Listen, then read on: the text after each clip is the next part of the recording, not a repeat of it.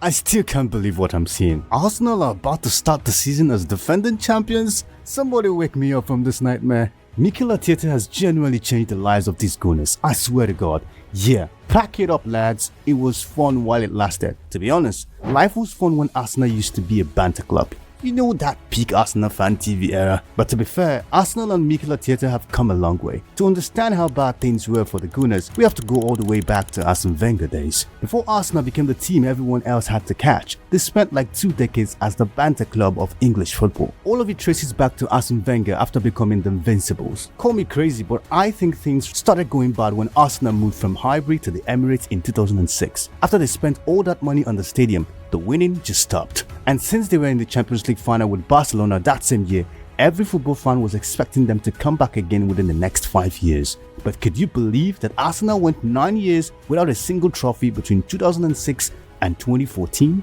I mean, they won a couple of FA Cups after that, but that doesn't really count for such a giant club. Things were so bad then that Arsene Wenger, the same guy who revolutionized the club and became invincible, started calling a top 4 finish the club's first trophy of the season. That was the start of the Banter era. In the Champions League, Arsenal used to be the whipping boys for Messi's Barcelona with Almunia and other pace-poor players in the squad. This was also the same era when United battered them 8-2 in the Prem. Every big club could roll over Arsenal on a good day. The squad was weak, the players were a joke. Even the small clubs didn't respect Arsenal. I still have vivid memories of Obafemi Martins destroying them in the 2011 League Cup final against Birmingham City. These were bad times, man.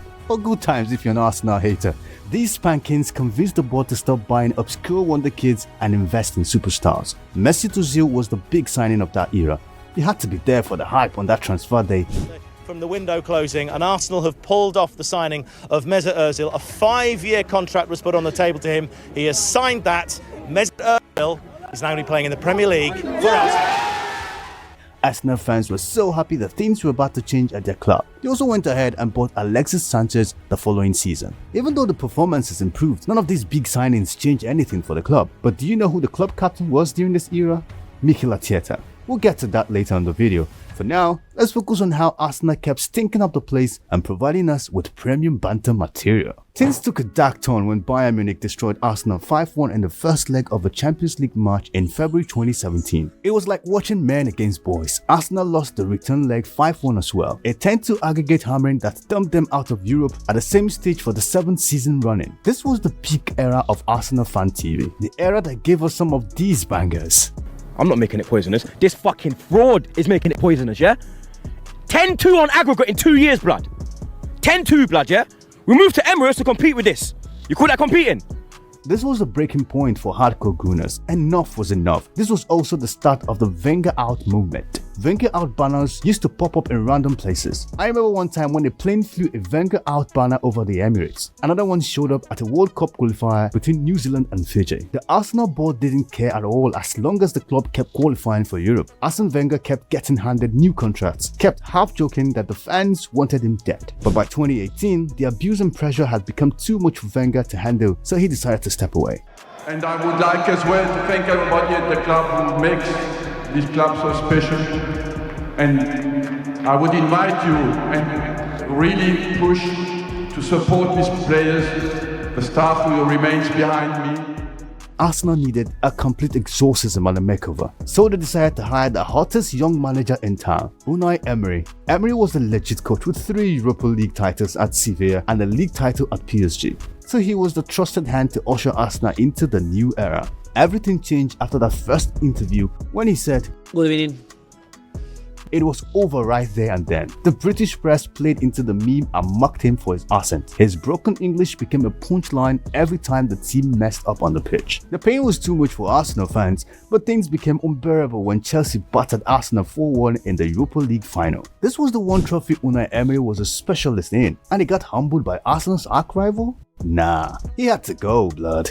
After a home defeat to Eintracht Frankfurt, which was their worst one in nearly 3 decades, Unai Emery was sacked.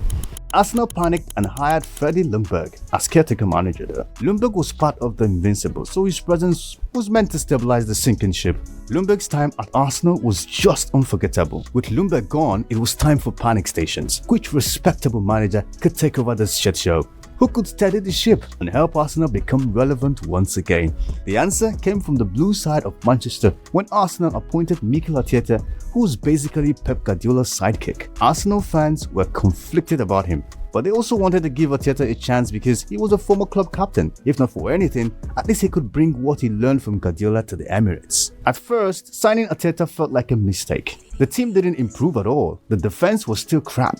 When the pandemic shut football down in early 2020, Arsenal was sitting 10th in the league table and fans were already chanting Arteta out. When the games came back behind closed doors, City beat Arsenal 3-0 and then Brighton won 2-1 at the Amex. You remember this match because it is now part of football folklore. It gave us this iconic rant by Arsenal supporter Ty. Mopai is a cheat. Mopai, you are a cheat. You are a cheat. And like I said again, Mopai, you're a cheat. Come to our dressing room and say what you said about our players. Come to our dressing room, you're brave enough. This was also the game where Bernd Leno got injured and was replaced by Emiliano Martinez. Martinez kept the shirt, helped Arsenal win the FA Cup final over Chelsea and a Community Shield over Liverpool. He then became Argentina's #1 and helped them win a Copa America, a World Cup and multiple other trophies.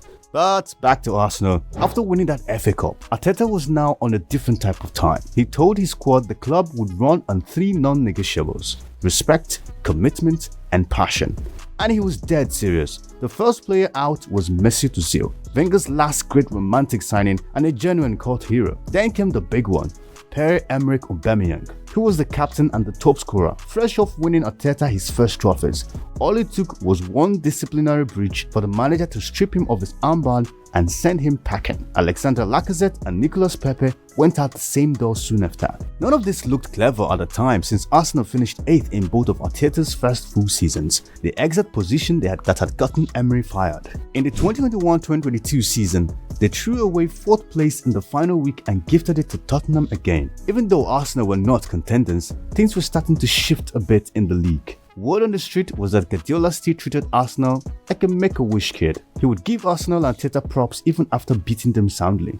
But things were soon about to change. The condescending tone from Guardiola vanished completely by 2023. The first sign was when Arsenal beat City to sign Declan Rice for like 100 million. This was a statement signing because Rice was destined for City. Arsenal also brought in Zinchenko and Gabriel Jesus from Manchester City to bring their experience to the team. And most importantly, William Saliba returned to the squad. Arsenal were finally ready to challenge for the title, but not so fast. The season turned out to be the start of the second and final Banter era.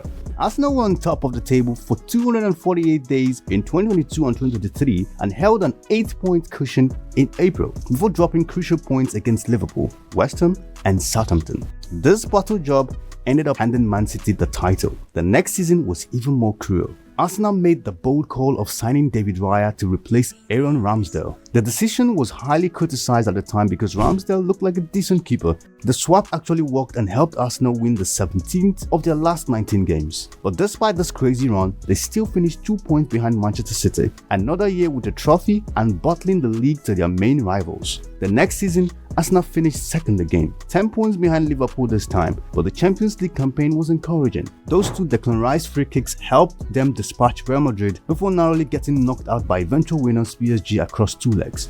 In the end, there was still no trophy to show for their efforts. The frustrating thing was that Arteta finally beat Guardiola but managed to bottle the league to Arne Slot, who just replaced Jurgen Klopp.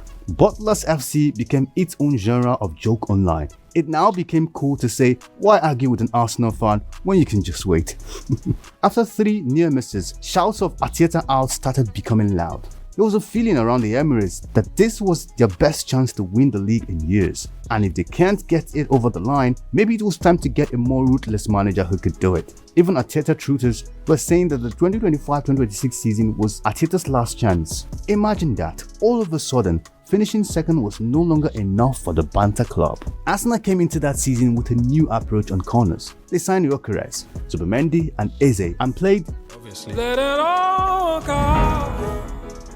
they became corner FC and beat up the keeper on every set piece. Enough of that pretty boy football. Arsenal finally became the bullies. Set piece again, ole ole. But towards the end, you could feel Arsenal running out of gas, and for a brief moment, they seemed to have buttered it again to City, with that guy popping up with that butter. City then also snatched the cup from Arsenal. This would have been the perfect banter material if City themselves didn't go on to butter the league against Everton. I mean, if you let Barry score 2 goals on your head, you don't deserve the league. With this incredible bottle job by Manchester City, Arsenal won the 2025-2026 Premier League title, their first since the Invincibles in 2004. Arteta was no longer a disciple. He was now a master in his own right. You could even argue that he ran Guardiola out of the league. The numbers tell the story. Arsenal conceded just 26 goals all season, the fewest in the league. David Raya won the Golden Glove. The combination of Gabriel and Saliba elevated to cult status as they became the first side in Premier League history not to concede a penalty or pick up a red card all season. Arsenal also scored a record 19 goals straight from corners. Even Max Doman became the youngest player to score in the Prem at 16 years old. For a few glorious days, it looked like Arsenal might finally win a European trophy on top of all the success. All they had to do was beat Paris Saint-Germain in Budapest, and it looked like it was going to happen when Havertz gave them the dream start. But after that, Arsenal decided to pack the balls.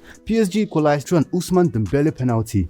During the shootout, Eze missed, then Gabriel Magalhaes ballooned the decisive kick over the bar to hand the title to PSG. The entire world breathed a sigh of relief. At least for the time being. The old Arsenal used to brush off defeats because losing was just what the club did. This version under Arteta expects to win, and this should be scary for all of us.